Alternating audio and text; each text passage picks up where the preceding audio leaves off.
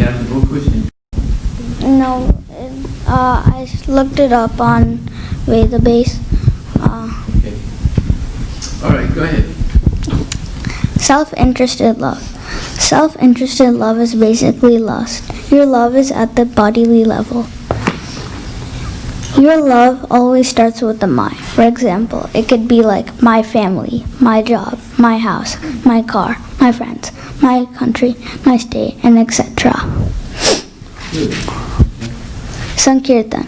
Prabhupada says that Sankirtan is chanting Hare Krishna outside of the temple. Hare Krishna is auspicious even if you don't know what the meaning of it is. As Prabhupada mentions, if you simply inquire about Krishna or hear about Krishna, even though we do not understand, is auspicious. So, if you go outside and chant the Hare Krishna Maha Mantra and do Sankirtan, it would be a positive atmosphere. So you see, because the holy name is transcendental, whether a person understands it or doesn't understand it, it's still beneficial for them just to hear it. Go ahead. Hare Krishna movement beginning. Prabhupada says he began the movement by simply chanting in New York. He did not bribe any boys or girls to come after him. Then he was chanting from 2 to 5 hours, and suddenly there were so many boys and girls who were coming and joining. Then was the first photograph in the New York Times, which appreciated them. So in the end, other people appreciated them too. Very good. The origination of the Maha Mantra. Prabhupada says we should... Origination of what? The Maha Mantra. Yeah. Prabhupada says we should always be confident that the chanting of the Maha Mantra is not a vibration of this material world. Narottama Das Thakur says, Golokera Prema Dana Harinama Sankirtana. It means that the Maha Mantra is completely from the spiritual world. Good. Does Hare Krishna, is chanting Hare Krishna same as chanting Coca-Cola? Prabhupada says, a person in Bombay says, chanting Hare Krishna is same as chanting Coca-Cola. He says this is nonsense. If you chant something other than the Maha Mantra, you'll feel tired after you chant 3 or more times of it. So if Coca-Cola is something different from chanting the Hare Krishna Maha Mantra, it is not at the same level. Can you start over that sentence? So if Coca-Cola is something different from chanting the Hare Krishna Maha Mantra, it is not at the same level of chanting Hare Krishna because it is from the material world. Suffering. We are suffering in this material world. We are basically suffering in this material jail because we are not cleansed of our understanding of our heart. The heart is not cleansed. The solution to cleansing our heart is chanting or repeating what you have learned in a Krishna conscious class. When you chant the Maha Mantra, just like in the last question, we have discussed that when you chant, you will cleanse your heart. Now there is another thing you can accomplish while chanting the Hare Krishna Maha Mantra too. In Chaitanya Charitamrita, Andilila 20.12, 1-2, it says that Chaito Darpana Marjanam Bhava Maha Davagni Nirvapanam. The words Bhava Maha Davagni Nirvapanam means that we can become free from the blazing fire of this material existence.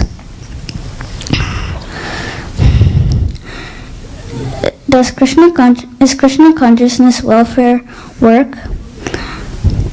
Actually, the Hare Krishna movement is the prime welfare activities to the human society. It is Loka Hitam. That means world's benefit. It is Krishna's business, which is this movement. However, it also means that it's benefit of everyone. Name the number of species and name the categories of them. There are 8.4 million species in this material world. However, sciences come to that.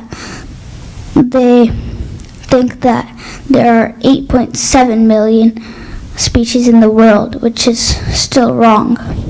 The categories are 900,000 aquatics, 2 million plants and trees, 1,100,000 insects and reptiles, 1 million birds, 3 million four-legged animals, and 400,000 human species. What is the vision of a pundit? The vision of a pundit is that he does not make any discrimination that here is an animal, here is a man. No, he sees that the animal is also part and parcel of Krishna, and he has got a different body. This is how a pundit discriminates between how the bad way of seeing is and the good way of seeing is. Samadarshana. In Bhagavad Gita 5.18 it says, the translation says, the humble sages by virtue of true knowledge see with equal vision a learned and gentle Brahmana, a cow, an elephant, a dog, and a dog-eater. Samadarshana means in this case the equal vision of a pundit, as we discussed in the last question. So there are two things that the devotees see when they look at something.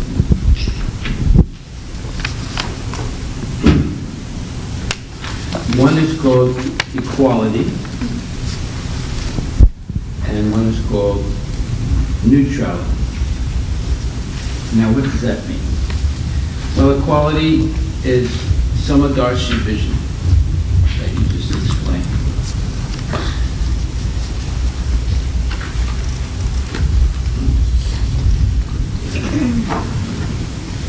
Seeing with equal vision means you see that all living entities have an eternal soul,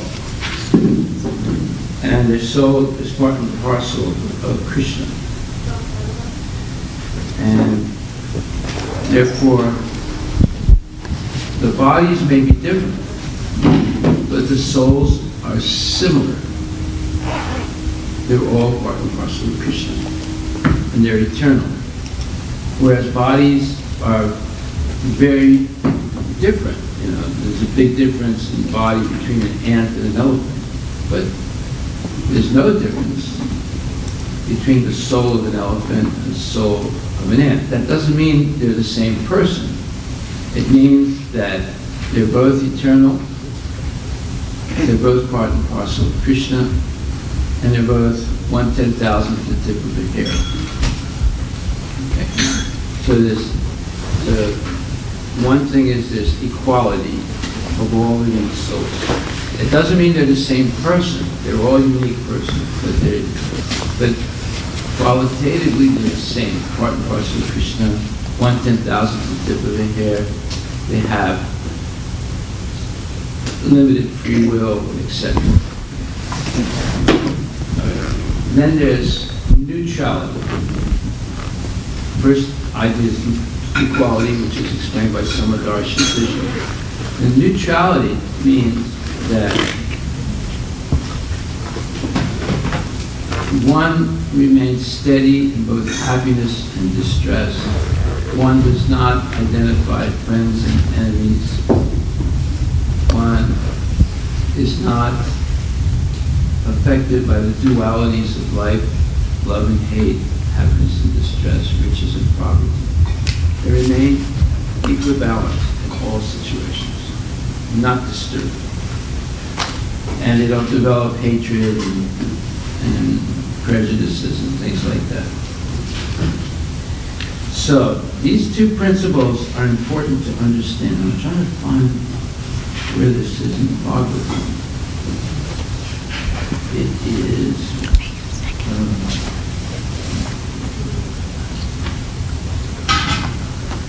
I'm going to read exactly what Prabhupada says about this.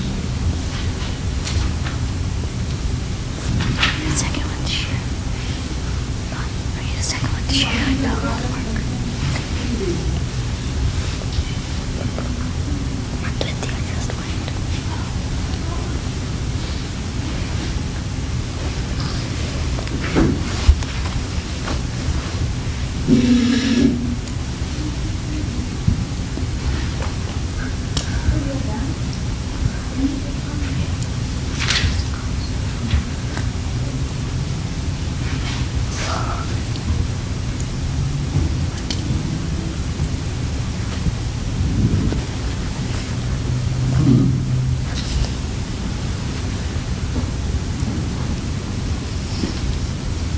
Can you look up Srimad Bhagavatam 4:20-10, 4th chapter, 20th verse. Fourth canto, 20th chapter, 10th verse. 4:20.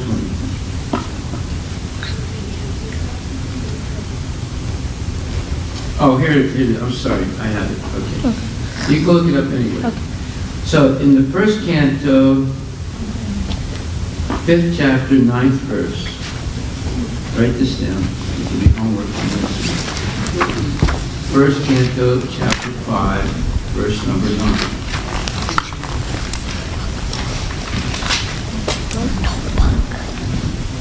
First canto, chapter 5, text number 9. It says, after liberation, which is the last item in the line of performing religiosity, one is engaged in pure devotional service. This is called the stage of self-realization, or the Brahma Bhuta stage. After attainment of this Brahma Bhuta stage, one is satisfied. But satisfaction is the beginning of transcendental bliss. One should progress by attaining neutrality and equality in the relative world. And passing this stage of equanimity, one is fixed in the transcendental loving service of the Lord. This is the instruction of personality of Godhead in the Bhagavad Gita. The conclusion is that in order to maintain the status quo of the Brahma Bhuta stage, has also to say what is meant by neutrality and equality. We're just diverging a little bit from Samarth's presentation of last week's homework. Because, let me read this again, because this is very interesting. It says, now I'm reading from 1st canto, 5th chapter, verse number 9, the 2nd paragraph. After liberation, which is the last item in the line of performing religiosity, etc., one is engaged in pure devotional service. So, what is this? Religiosity is the last item in the line of performing. Well, it's the last item of what? So there's Dharma, Artha, Kama, Moksha. There's following the principles of Dharma. There's economic development. There's regulated sense gratification. And there's liberation. So that's what you're talking about here. That is the 4 stages of the traditional Vedic life. You follow the principles of Dharma, you honestly work and develop some economic or financial basis in life, and you engage in regulated sense gratification according to Vedic rules, and eventually you attain liberation. But that's not the final goal of life. Then beyond that,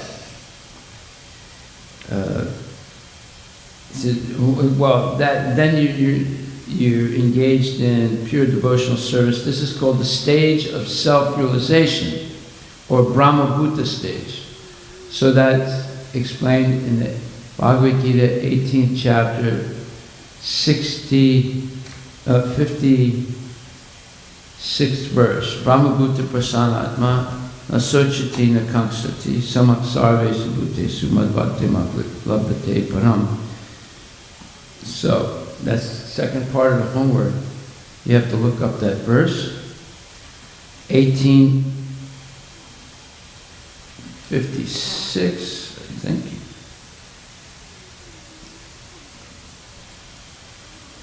No, 1855, sorry. No, 1854. I'm sorry. 18th chapter, Bhagavad Gita, 54th verse, Brahmabhuta Prasanatma. One who is thus transcendently situated at once realizes the Supreme Brahman and becomes fully joyful. He never laments or desires to have anything. He's equally disposed toward every living entity. In that state, he attains pure devotional service unto me. Okay? And that state of Brahmabhuta is also explained in 1853. There's more information about it. Okay. So, here it's saying that after following Dharma, Artha, Kama, Moksha, one begins to engage in pure devotional service, and this is called the stage of self-realization, or Brahmabhuta stage. After attainment of this Brahmabhuta stage, one is satisfied. But satisfaction is the beginning of transcendental bliss. Now, this means that above the state of liberation and in the advanced stage of pure devotional service, one begins to experience, higher than self-satisfaction is transcendental bliss or ecstasy. It's higher. One should progress by attaining neutrality and equality in the relative world. So what does it mean, the relative world? So Mark, you know what that means?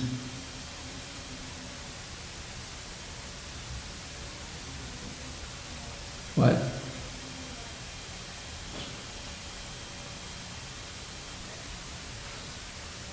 Well, yes. Earth compared to what? You mean own?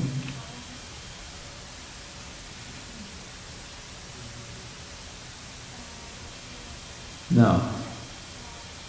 Yes. That means it's relative. The material world is relative to the spiritual world. It means that it depends on the spiritual world. It's not independent. That's what it means. When you say something is relative, it means it depends on something else. It's not independent. So the material world depends on the spiritual world. It's coming from the spiritual world, right? Okay. You wanted to say something, Shasta? Yeah. Okay. So here it's saying, but satisfaction is the beginning of transcendental bliss.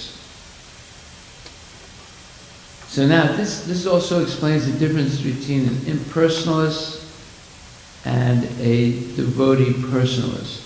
The impersonalist can attain the state of satisfaction. And it's a neutral state where you are above the modes of material nature and you're beginning to feel transcendental bliss. But then Prabhupada says, one should progress by attaining neutrality and equality in the relative world. So in this world that we're living in, right now we're living in the relative world, right? If we can attain neutrality and equality, then we are progressing above the state of satisfaction, or the Brahmabhuta stage. And that means what? We don't get mad at anybody. We don't feel envious of anyone. We're not affected by happiness and distress, fame and infamy, all those dualities. We remain neutral. And one example of that is Jad Bharat. Jad Bharat in the previous life was Maharaj Bharata.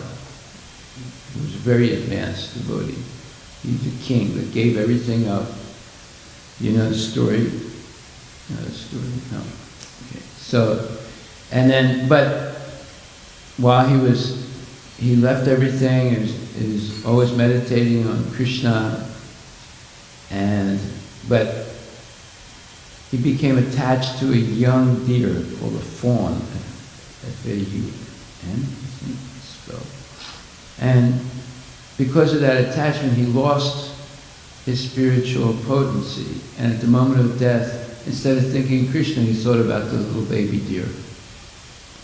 And because of that, he took birth as a deer in his next life. But because he was such an advanced devotee, he was able to remember his previous life. So as a deer, he always associated in the forest with great sadhus. But it's not that he associated, but he always stayed near their ashrams, tried to listen to their discourses, and if possible, try and eat some of the remnants of their food, their prasad. So then in his next life, he became the son of a brahmana, and his name was Jadbharat. But he could still remember what happened to him. And therefore, he refused to make any compromise with the material world. So his father had 5 sons, and Jadbharat was one of the sons. And his father tried to teach him Sanskrit, he tried to teach him, but he never learned anything. He never spoke. He never spoke one word. And he never tried to learn Sanskrit or anything like that.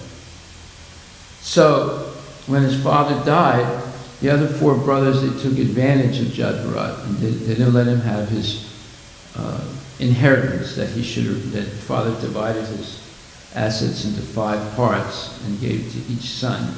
But the other 4 brothers cheated him out of his part, and they always made him do menial, dirty work. He'd have to clean the cow dung. He had to watch the cows. He'd be on night watch. He'd have to stay up all night watching the cows, making sure nobody tried to steal them or make sure they were okay. And so in this way, he was not given good food. He was not given nice clothes. He didn't have a nice place to sleep. He had to sleep in the barn, you know. And so the other brothers really took advantage of him, but he never complained. Right? And then one night while he was watching the cows, these very bad people who were worshippers of Kali or Durga, they kidnapped him and prepared him for a human sacrifice. They bathed him, they put on white sheets, like a dhoti, and they put some tilak on him, and then they were going to cut his neck off and offer the blood to Kali. And they took him to the temple of Kali at night, and they were dancing around him. And when they got ready to cut his throat, the deity walked off the altar and killed all those men and drank their blood. You can imagine what a scene it was. And Jadbharat didn't even blink an eye. He saw the whole thing. It didn't affect him. And when it was all over, he just got up and walked out and went back to watching the cows. That's the kind of person he was, you know. He had this state of neutrality and equality, not affected by anything. And he saw that everyone is the servant of Krishna, even the dacoits. That's why, even the bandits, the Durga worshippers that kidnapped him, he didn't get affected by it. But later on, because he was always doing, you know, very menial work, he was chosen by one king named, I think his name was Rahugana, to carry his palanquin. So they needed 4 people to carry the king. But Jadbharat, he did not do such a good part in carrying the king. You know, every once in a while his body would dip down a little bit, and the palanquin would bend a little bit, you know. And the king got really angry and kicked him. He called him a rascal, and he kicked him. And Jadbharat put the palanquin down, the others put the palanquin down, and it's the first time in his life that he ever spoke. And he chastised the king and started speaking Atma Tattva to him. He said, "Who do you think you are? You know, You think you can treat people like this, and so forth. And he started preaching to him, and the king was stunned. And then he realized that this Jat Bharat was not some low-class, coolie, as they say in India, and he surrendered to him and accepted him as his guru. So this is in the Bhagavatam. If you want to read it, you can read it. Look up you look Maharaj Bharata, and it explains his whole story. So here's an example of a person who has attained not only the Brahmabhuta stage, where he's above the influence of the modes of material nature, but actually neutrality and equality. So it's above the state of self-satisfaction, which is called Brahmabhuta. And it's also the Brahmabhuta stage is the beginning of pure devotional service. And experiencing transcendental bliss. One should progress by attaining neutrality and equality in the relative world, and passing the stage of equanimity, which means not being disturbed by anything. One is fixed in the transcendental loving service of the Lord. This is the instruction of the personality of Godhead in the Bhagavad Gita. So in other words, this is the message of Bhagavad Gita, to attain this stage of ecstatic love for Krishna, where you actually have this samadarshi vision of equality. You seeing that, it could be an elephant or it could be an ant, but their soul is equal. In other words, it's 1/10,000th of the tip of a hair, it's eternal, it has limited free will, it's part and parcel of Krishna, but the elephant's body restricts the soul much more than the human being's body. The human being's body, one can attain the love of Krishna. And the elephant's body is very difficult. You have to wait to progress to the human form of life. Although there's one example in that poster, it's Gajendra. He was an elephant, but he attained pure love of Krishna. Right? But it's only because he was bitten by a crocodile, and the crocodile held on to his leg for so long, he finally surrendered to Krishna. Right? But that's an exceptional story. Most elephants can't attain that same position as Gajendra, but human beings can. And therefore you have to wait through the evolutionary process, evolution of consciousness, right? Till you come to the consciousness in the body of a human being. And if you're fortunate enough to meet a bona fide devotee, then that devotee can instruct you in Atma Tattva, the truth of the soul and its relationship to Krishna. And then you can progress to the stage of Brahmabhuta and go beyond that to neutrality and equality, and then beyond that to transcendental love of Krishna. Okay? So your homework is 1, you want to read Canto 1, Chapter 5, verse number 9. Explain what is meant by equality and neutrality. Well, equality is the same as samadarshi, right? Explain equality. It's the same as samadarshi, right? You already explained what samadarshi is, right? That was homework from last week. Right? Samadarshi is having equal vision, right? And then explain neutrality. That we haven't. That was not there last week. Neutrality means that you're not affected by anything. Well, let's put it like this. You're going to find it in the story of Jat Bharat. So you have to read that story to find it in the Bhagavatam. You read that story. He remained neutral, even though they were going to kill him And he didn't protest, he didn't say anything, he didn't get upset. Now you can't imitate this, so don't try and imitate this, right? Because these are very advanced levels of Krishna consciousness. You can't artificially, if someone grabs you and say, we're going to cut your head off, and you say, oh, Harivilas said, remain neutral, so let's go along with it, No, don't try and imitate this, okay? We're not near that stage. Another person that was in that situation was Jesus Christ. They put him on a cross, they nailed his hands and they nailed his feet to a cross, a big wooden cross. They nailed him, and then they stuck a sword into the side of his stomach, and he was bleeding, and they just left him like that for a whole day to die, right? And he didn't complain.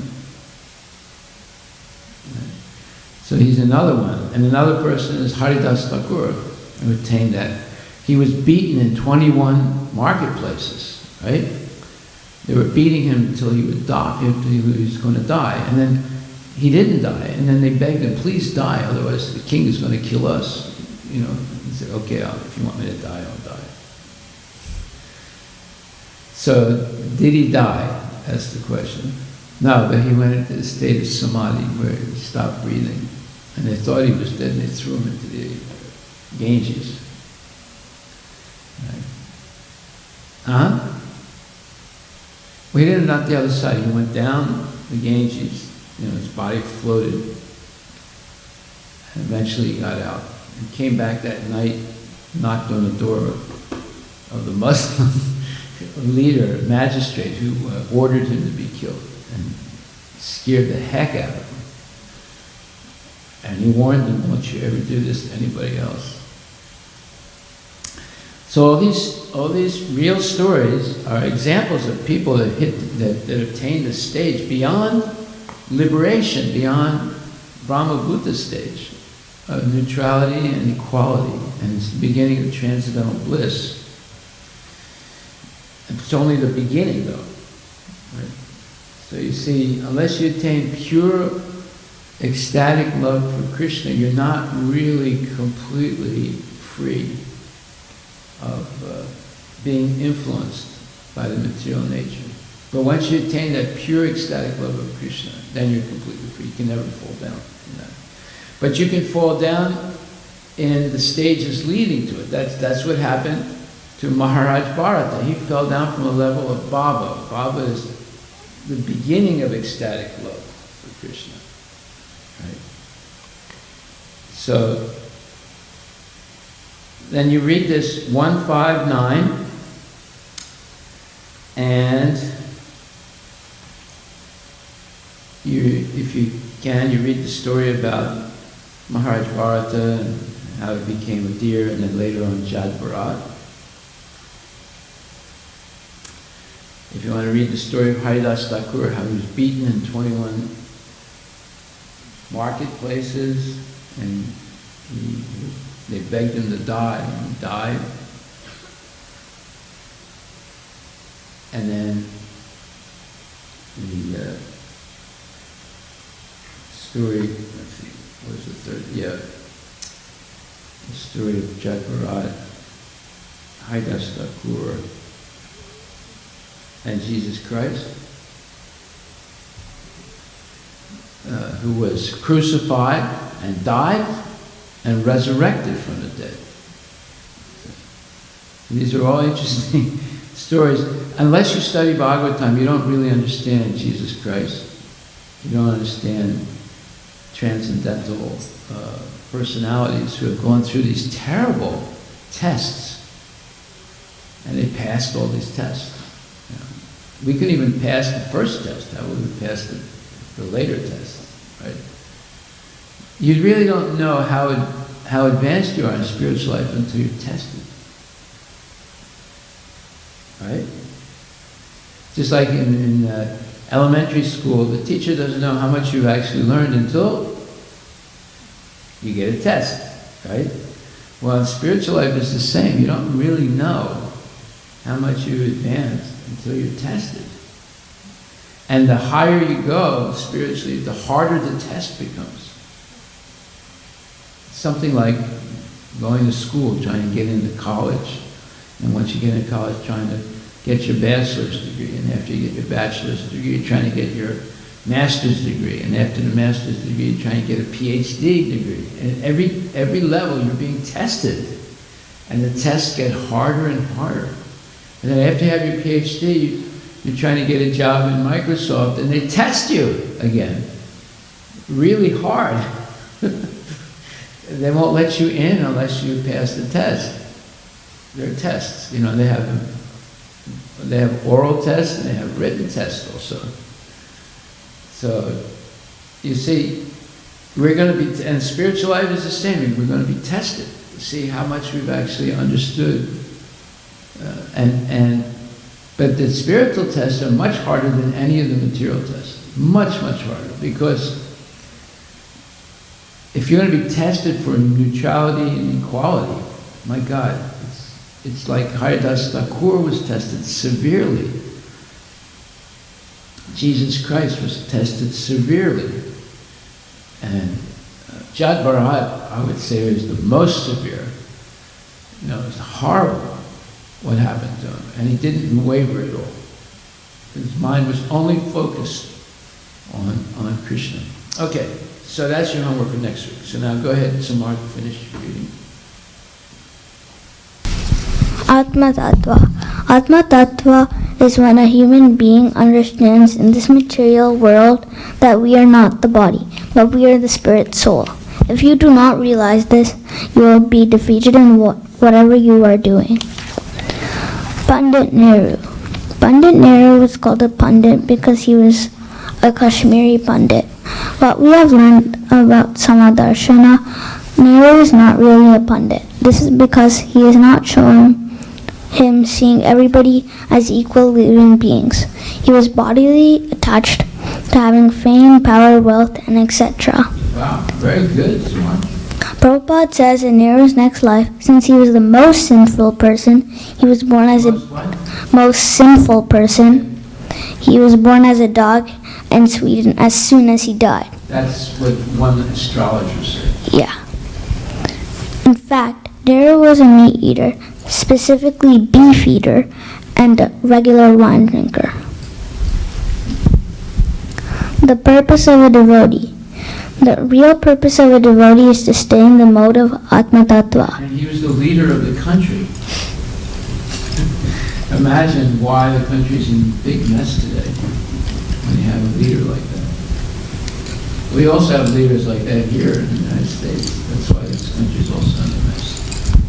Go ahead. Also, another purpose of a devotee is to remember Krishna at the time of death. If you do not, you will be born as something else in the material world, just like the so-called Pandit Nehru. To be Krishna conscious all the time. To be Krishna for your entire life, you have to adhere to the lotus feet of the Supreme Personality of Godhead. This is stated. Surrender.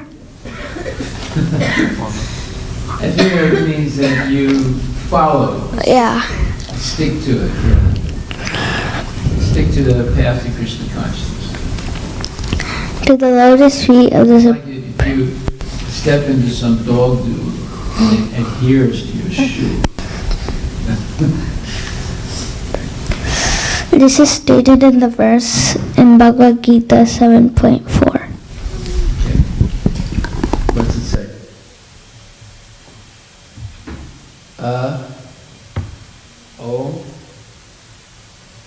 7.4, what's it say? If you're going to quote a verse, if you're going to say, this is said in 7.4, then someone's going to ask you a question. What does it say? Bhumi rapu analovayu kamano buddharevacha ahamkaram iti yame binna prakrita astada. It's the 5 elements: earth, water, fire, ether, air. Yeah, earth, water, fire. Yeah. Very good. Okay, go ahead. Finished? Okay, thank you. All right, so then who's next? Okay, Arishta.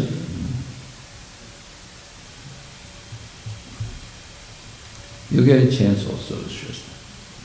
But there are other people too. Let's see. Did you do your homework? Yeah, okay. We're going to come to it. We'll be here till 1 o'clock. No, I'm just kidding. What do you think, Prabhu? Huh? They're very talented, all these kids.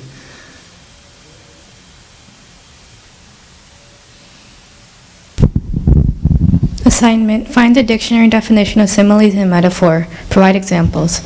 What is the difference between selfless and self-interested? And read a lecture by Srila Prabhupada and answer questions. Find the dictionary definition of similes and metaphors. Provide examples. A metaphor is a figure of speech in which a word or phrase is applied to an object or action to which is not literally applicable. Not literally applicable. Yes. Examples. I wish you weren't always a chicken. He is a walking encyclopedia. You are my sunshine. The world's a stage. Similes. A figure of speech involving the comparison of one thing with another thing of a different kind, used to make a description more empathetic or vivid. Examples. As tall as a giraffe, as sweet as pie. As tall as a giraffe, as sweet as pie, runs as fast as lightning, funny as a clown, and cry like a baby. Very good. What is the difference between selfless and self-interested? The definition of selfless is concerned more with the needs and wishes of others than with one's own. Unselfish. The definition of self-interested is one's personal interest or advantage, especially when pursued without regard for others. Being selfless is to be concerned more with others than with your own self. On the other hand, self-interested is being self-centered or caring more about yourself than others. Selfless and self-interested are complete opposites. To be selfless, one must be humble, but a self-interested person is arrogant and lofty. What is Sankirtan? Sankirtan is the act of giving others the opportunity to hear the glories of the name Hare Krishna. Srila Prabhupada had said, it doesn't matter whether people are eager to hear it or not, but it is auspicious. When you go on Sankirtan, it doesn't matter if the people hearing When you go on Sankirtan, it doesn't matter if the people hearing it forcefully or eagerly, but either way the vibration of the holy name are traveling into their brain, and it is auspicious. Sankirtan creates an atmosphere which is very similar to our human society. That should be our principle, not that because we are chanting nobody is taking care, we shall not be disappointed. Simply by chanting the vibrations of the holy name, we create an auspicious atmosphere. How did Prabhupada start the Hare Krishna movement?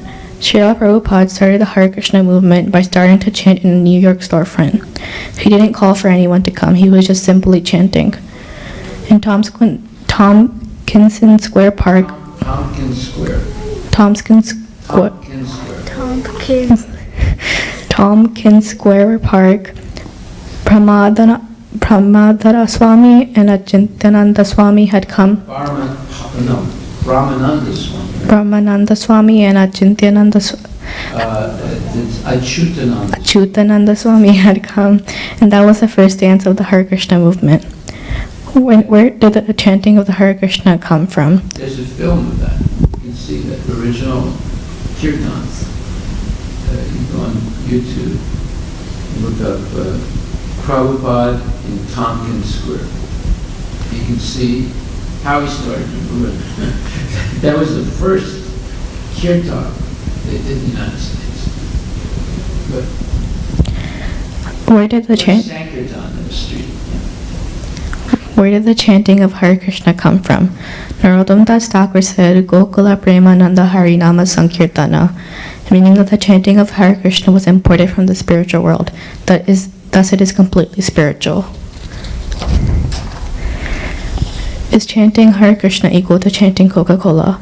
No, the Hare Krishna Maha Mantra is a vibration of the material. The Hare Krishna Maha Mantra is not a vibration of the material world, unlike Coca-Cola, which belongs and originate from the material world. When someone doesn't have that knowledge, they don't know the meaning of the Hare Krishna Maha Mantra. We can tirelessly chant Hare Krishna day and night, but the material world, like Coca-Cola, we become tired by chanting it 3 times.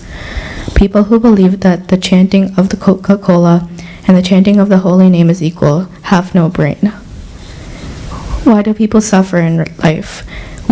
Why we suffer in life is written in Chaitanya Chamrita Antya Lila 20.12. Chaito Darpana Majanam Bhavamaha Dava Ganine Vapanam. We are suffering in this material world because we are not cleansed of our understanding or our hearts. The chanting of the holy name helps us cleanse our hearts. After we are done with the cleansing process by chanting, we can become free of the fire material existence. So there's a metaphor there. Free of the fire of material existence. Is existence compared to a fire normally? No. So what is he talking about? What is that fire? Anybody?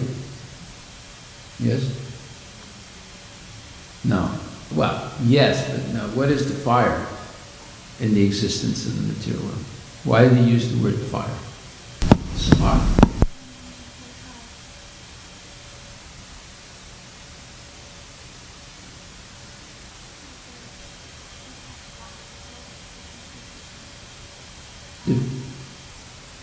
But what is the main obstacle?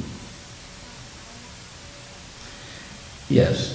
So the fire is the mode of passion where there's strong attachment to sense gratification, right? And this is what gets everybody in trouble in the material world, right? Gets politicians in trouble, big businessmen in trouble, movie stars in trouble, people that are in television, they get in trouble because they can't control their sense gratification. It's compared to a fire, the mode of passion. And in the mode of passion is lust. That lust is compared to a fire. What do fires do? Do they build buildings or destroy buildings? Yeah, it also destroys lives. It destroys people's spiritual life also.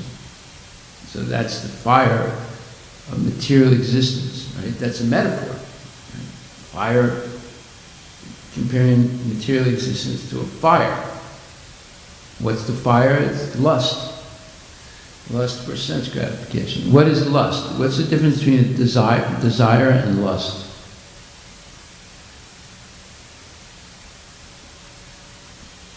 Well, desire is like a preliminary stage of lust. But lust is exaggerated, uncontrollable desires. It's called lust. Where you can't get your mind off of something. And eventually you succumb. Write this word down, succumb. S-U-C-C-O-M-B.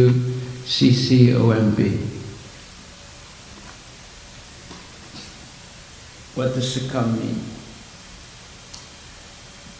A walking dictionary. Agastya is a walking dictionary. Is that a simile or a metaphor? Metaphor, right? Go ahead. You surrender to something. Yeah, it's like you become completely overwhelmed by something. Like Agastya gets overwhelmed at least once a day by playing a video game. Exactly right. You succumb to that desire. We hope you don't. We'll all pray for you that you don't. Even Madhava will pray, although he succumbs also. Okay, go ahead. What happens when you chant Hare Krishna? When you chant Hare Krishna, we will be freed from the blazing fire of material existence, meaning we'll be freed from the material world. You see, it says blazing fire. It's not just a fire, it's a blazing fire. What does that mean, a blazing fire? Arusha, it's a blazing fire. Yeah, it's out of control. It's like huge. Go ahead. That's what material life is like when you don't listen to Bhagavad Gita, Srimad Bhagavatam, and you start eating meat and smoking marijuana and things like that. It's a blazing fire. You can't control your passions. You can't control your desires. You can't control your mind. But Is Krishna conscious welfare work? Welfare work is an organized effort to promote the basic physical and material well-being of people in need. Our Hare Krishna movement is the prime welfare work to the human society. The Hare Krishna movement is not a business. Business means hitam, my benefit only. It is Krishna's business and Krishna's for everyone. Therefore, Hare Krishna movement is for everyone, thus being welfare work. good. Very good. How many different species are there? There are 8.4 million different kinds of form you can take birth as. Krishna claims all of them are a part and parcel living entity, but they are now covered by different dress only, but they are living entities. We are all living entities belonging to Krishna, but are dressed differently, meaning we have different body shapes, size, traits, and behaviors. The main categories of species are aquatics, plants, and trees, insects, reptiles. What? Aquatics, plants and trees, insects, reptile, birds, four-legged animals, and humans. Yeah. What is a vision of a pundit? What's another name for four-legged animals? Huh? Quadruped, yeah, but mammals also, right? What is the vision? Quadruped is a more specific term. Ped is the Latin word. Quadra is also a Latin word. It means four-legged. Good. What is the vision of a pundit? Where'd you learn the word quadruped?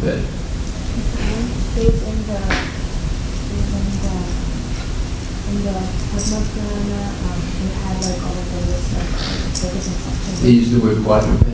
Oh, I thought maybe you might have learned it at school. I did. You did? A pundit does not see the outward dress. He sees a living entity encased in the body. He doesn't care about how someone acts or looks. Therefore, a sadhu is always thinking for the benefit of others, selflessness. A sadhu won't even cut a tree down. Instead, he sees a tree as a living entity.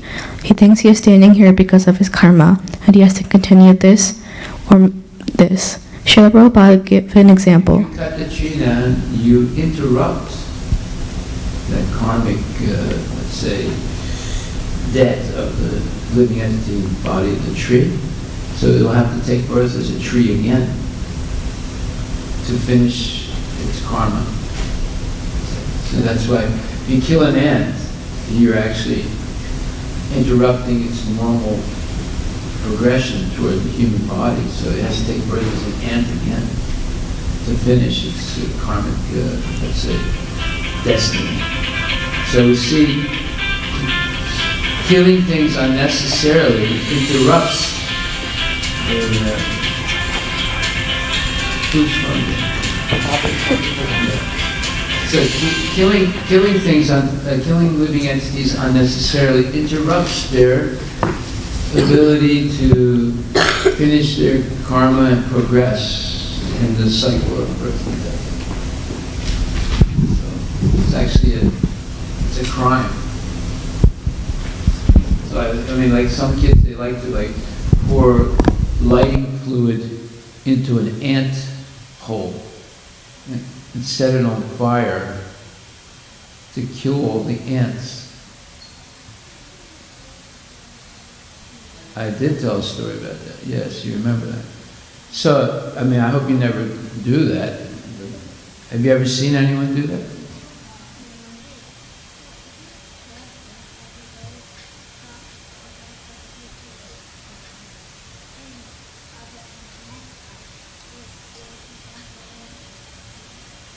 No, he would have to take birth again as an ant. Yeah.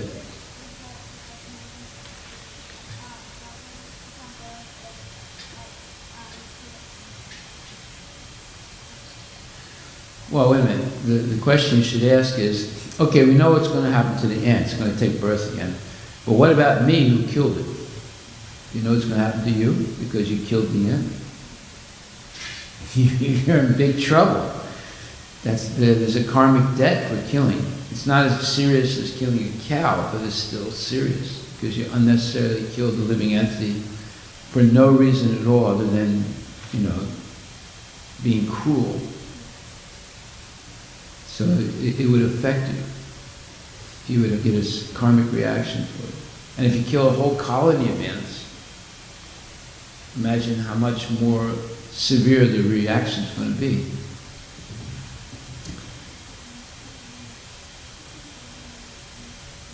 Yeah.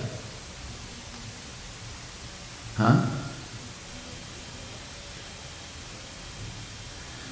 Well, yeah, let's say you go to a restaurant, like let's say McDonald's, and they have some lettuce and tomato in a burger, and you eat that, right? Yes, there's a lot of karmic reaction. Karmic reaction for killing the lettuce, karmic reaction for killing the tomato, karmic reaction for killing the animal that became a burger, right? There's multiple karmic reactions there. Yes, what if you pluck the vegetable, not kill the animal, but pluck the vegetable and offer it to Krishna? What do you think? You think there's going to be a reaction or no reaction? No material reaction, but you get spiritual benefit because you offered it to Krishna. And then Krishna, what does Krishna do with the offering? He does an Om. What's he do? Yeah, he does eat it. And then what's he do? Gives it back as what? See, so it's a win-win situation. Krishna eats the prasadam and he eats the food that you offer, the boga that you offer, and he offers it back to you as prasadam. Everybody's a winner. And if you eat the burger, you're a loser. Big time loser.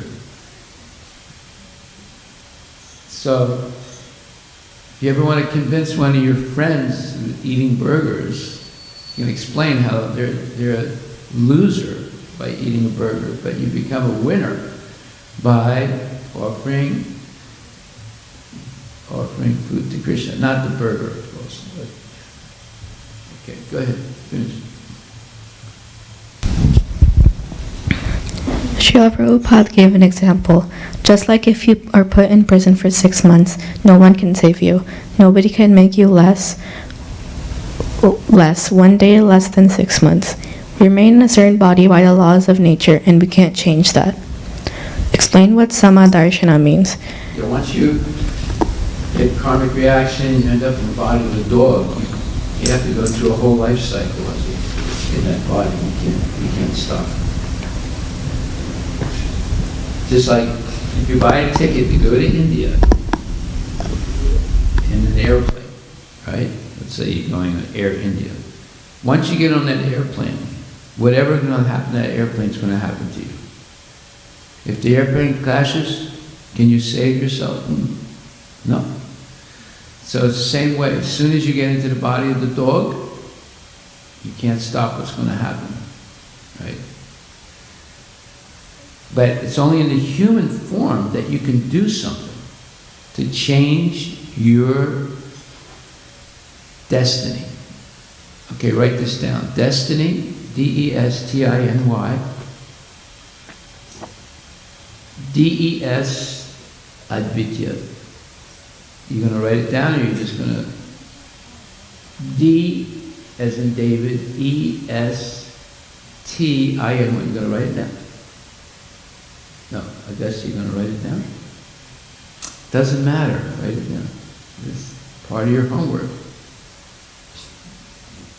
All the words that we define, you have to look up their meanings, like succumb, we looked up earlier. Now we're looking up destiny versus, V-E-R-S-E-S, versus fate. You know how to spell fate, Dustin? How about versus? So you have to explain the difference between destiny and fate. F-A-T-E, not faith, F-A-I-T-H, but fate, F-A-T-E. You have to explain the difference between those two. So once your fate is to become a dog in your next life, you can't change anything. You're going to become a dog, and you're going to remain in that dog body till, for your whole lifetime as a dog. But if your fate is to become a human being, can you change your destiny? What do you think, Ria? Wrong. Yes. But if your fate is to be a dog, can you change your destiny in the body of the dog? No. Exactly. See? It's only in the human form that you can do something about your destiny. Destiny is what you're doing now will determine what you'll be later on. Like if right now you're eating burgers, in the next life you'll become a burger. First you'll take birth as a cow or a sheep or a pig, and then you become a burger. But if in this life you live like a devotee, then your destiny is, if you're very sincere, you go back to Godhead in the spiritual body. And be with Krishna and the cowherd boys and the cowherd girls.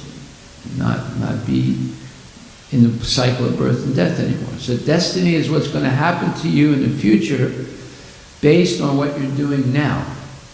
But you can't have a destiny like a human being in the body of a dog. The destiny of the dog is going to progress slowly. Next life it'll become a bigger or better dog. And the next life it might become a horse, and then the next life it might become a cow, and then the next life you can become a human being. You can't change that slow progression back to the human form. But as a human being, you can build up your destiny to go back to Godhead in this lifetime.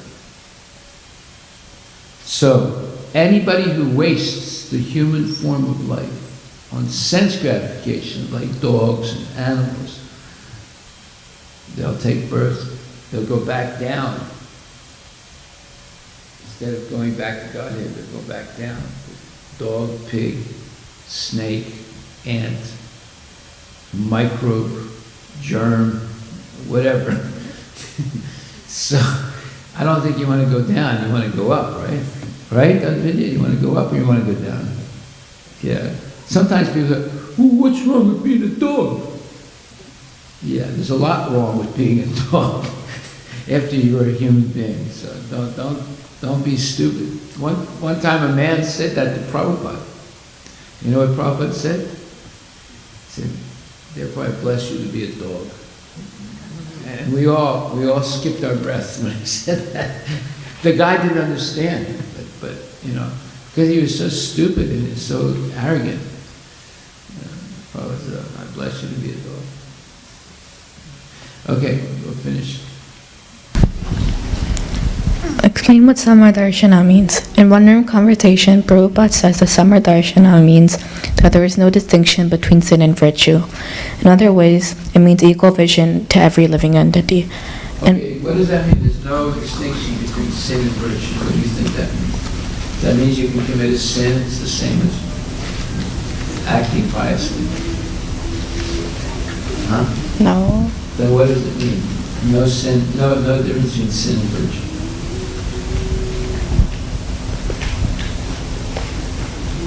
Equal vision to, like, everything. Yes.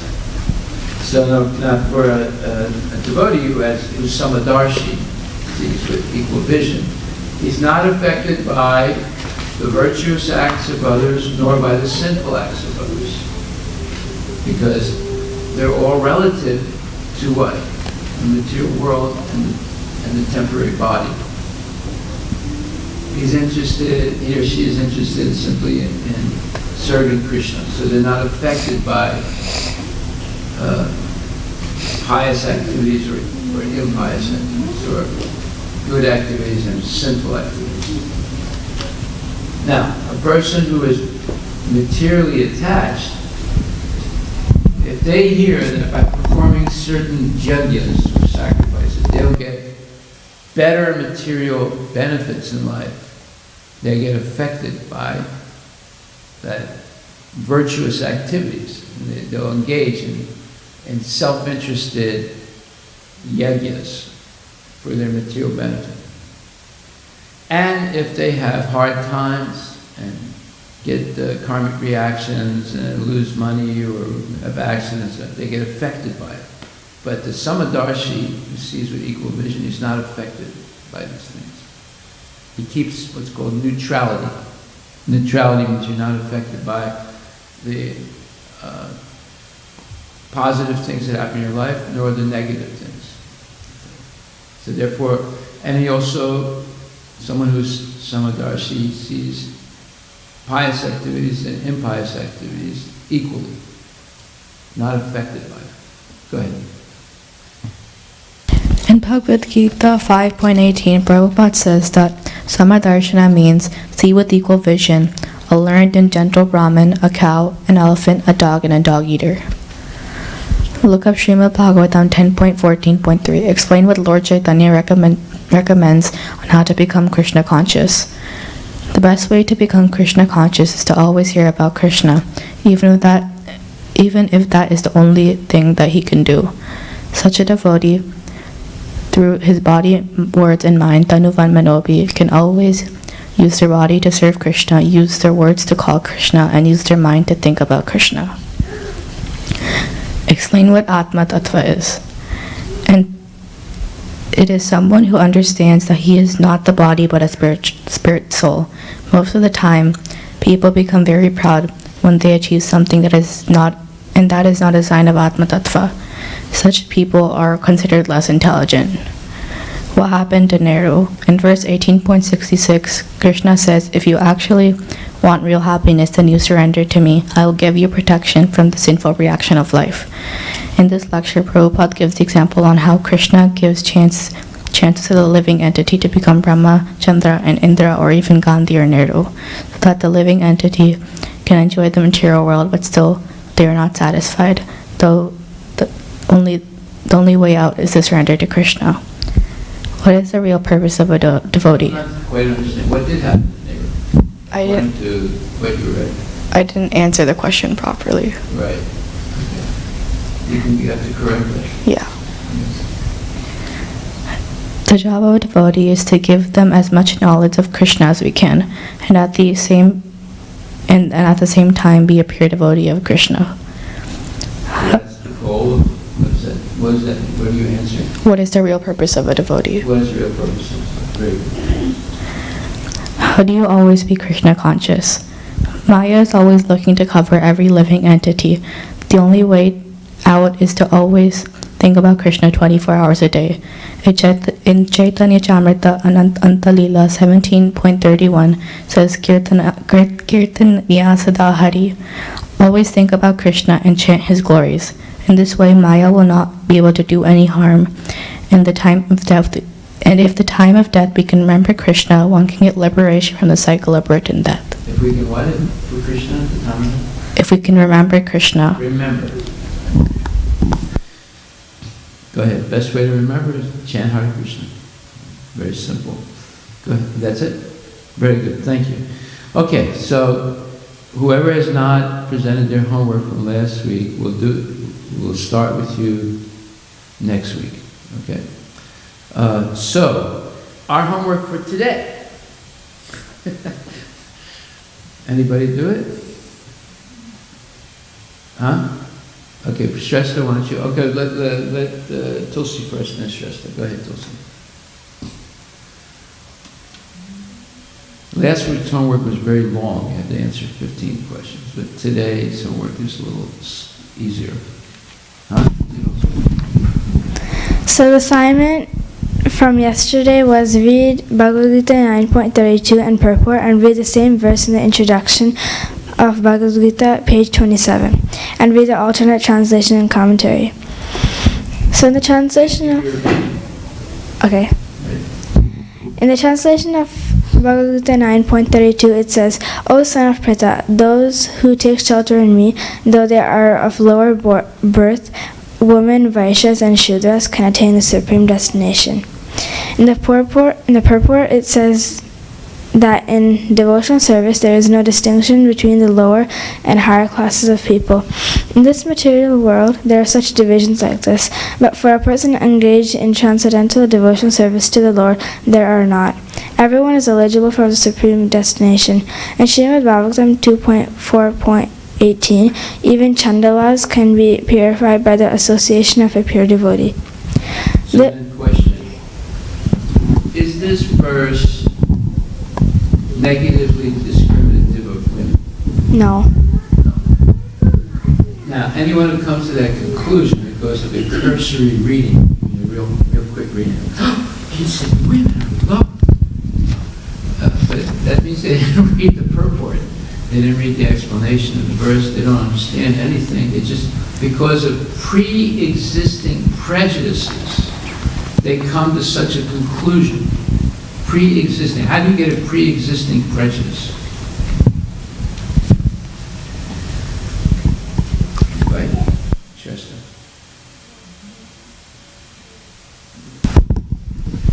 Because a lot of women already feel like they're being prejudiced against in the world when they discriminated against. So when they read Prabhupada's purport, they just get like... Not the purport. Not the purport, the translation.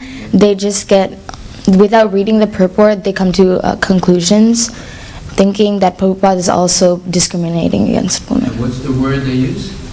They use... That we learned last week. Misogynist. Yeah, they're misogynists. They hate women. But it's not true. In fact, this verse, if you read the purport, you see that no one is excluded from becoming Krishna conscious. Forget about women and Vaishyas and Sudras, even Chandalas, dog eaters, and the lowest class of people can become Krishna conscious, according to this verse. And I'm the proof of it. Right? I'm born in a meat-eating family, and no connection at all to Hinduism or to Vedas, but yet, by Prabhupada's mercy, I've become a devotee. So, this is a very important verse that is sorely misunderstood by many people, even devotees in ISKCON. Go ahead. The process of devotional service is so strong that the pure devotee can enable people of all the lower classes to attain the highest perfection of life. This is possible only when one takes shelter completely of Krishna. Then one can become much greater than great Gyanis and Yogis. In the introduction of Bhagavad Gita, the devotee is above the Jnani and the Yogi. Why? Because the devotee has understood the purpose of Bhagavad Gita and Krishna. Vedaischa sarviraham eva vidya. 18th chapter. 15th chapter, 15th verse, Krishna says, Sarva Shichaham Hridip Sanivisto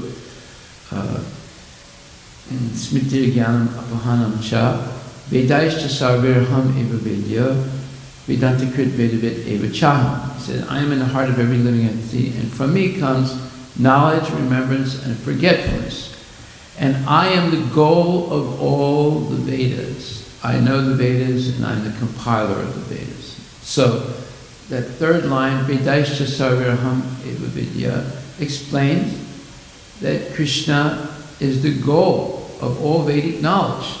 If you read the Vedas and you don't become an unalloyed devotee of Krishna, you have not understood anything about the Vedas. Just like if the goal of becoming, let's say your goal is to become a doctor, and you study to become a doctor, but you fail the tests, right? Do you become a doctor? No. Right? So if someone reads the Vedas, it doesn't come to the conclusion that they should surrender completely to Krishna, then they haven't understood anything about the Vedas. Go ahead. In the introduction of Bhagavad Gita, it says even a merchant, a fallen woman, or a laborer, or even human beings in the lowest status of life can attain the Supreme. Therefore, after reading the alternate translation of the same verse by Srila Prabhupada in the introduction, as opposed to reading the translation in the 9th chapter, 18th verse, what verse was it? 18th verse, right? 9th chapter, 32nd verse. So, what did we understand about Prabhupada mentioning women? Say it. He said fallen women? Yeah, so it's not saying all women. Yeah. It's just saying fallen women, right? Women who have fallen into sinful life. Good. Very good. One does not need highly developed intelligence. The point is that anyone who accepts the principle of Bhakti Yoga and accepts the Supreme Lord as the summum bonum of life, as the highest target, the ultimate... What does summum bonum mean?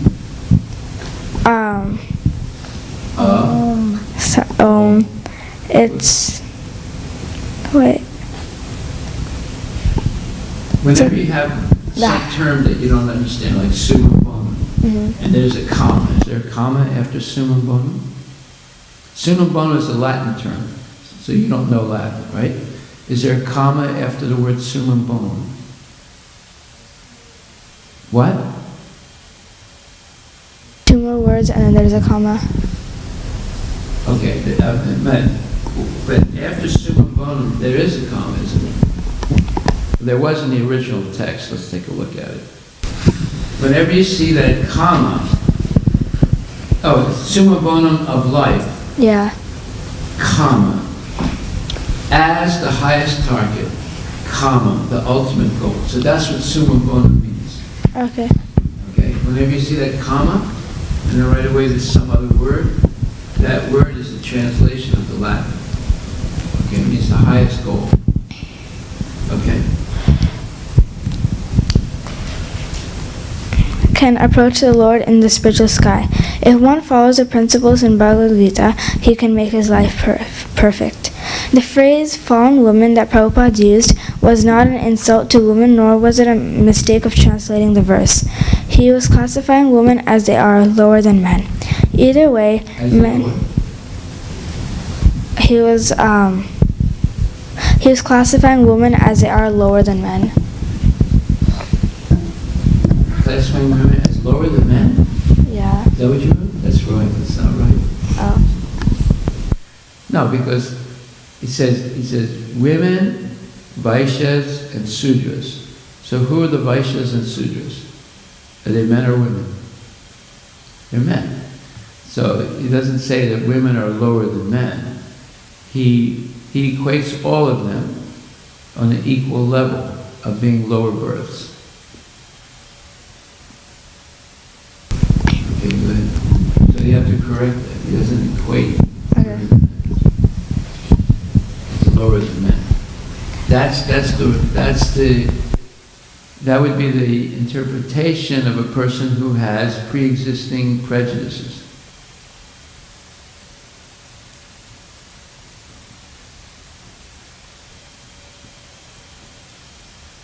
Okay, go ahead, finish. Women, animals, etc. are all equal because all of us are part and parcel of Krishna. Also in the purport of the verse... Men, animals, you have to add men there. Okay. Men, women, animals, etc. are all equal because all of us are part and parcel of Krishna. That's called neutrality. That's called Samadarshi vision. Mhm.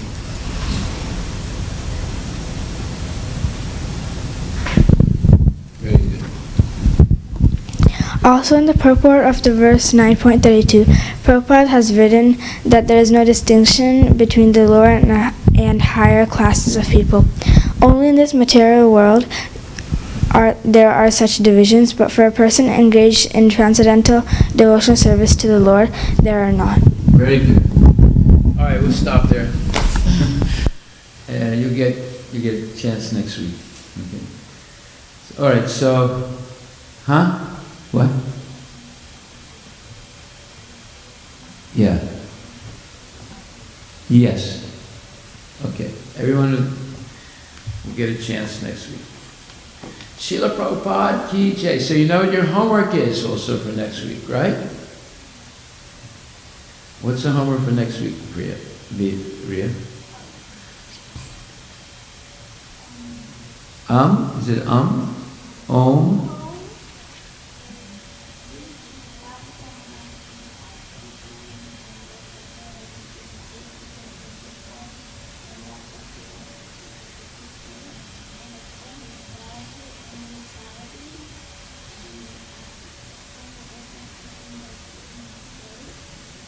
Very good. Very good.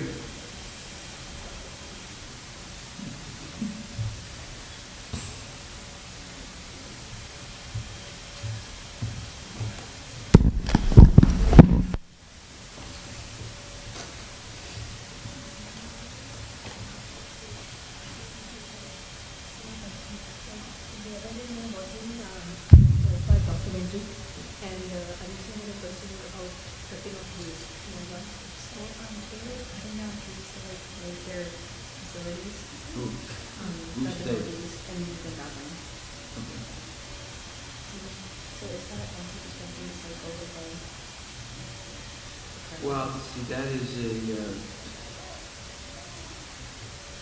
debatable question.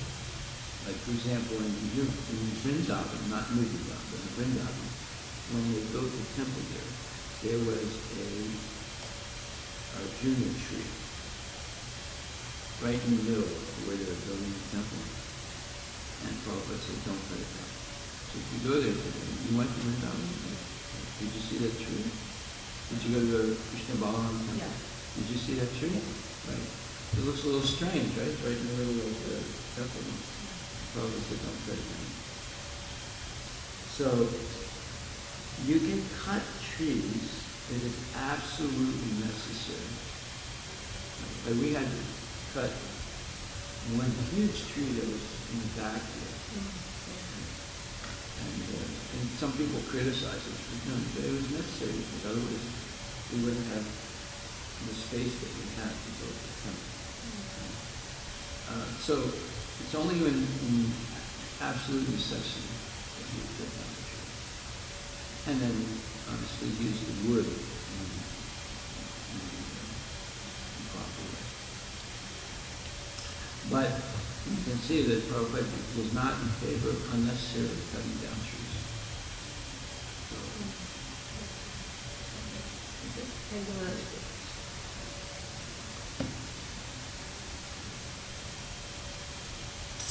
he was against cutting down trees to make new things.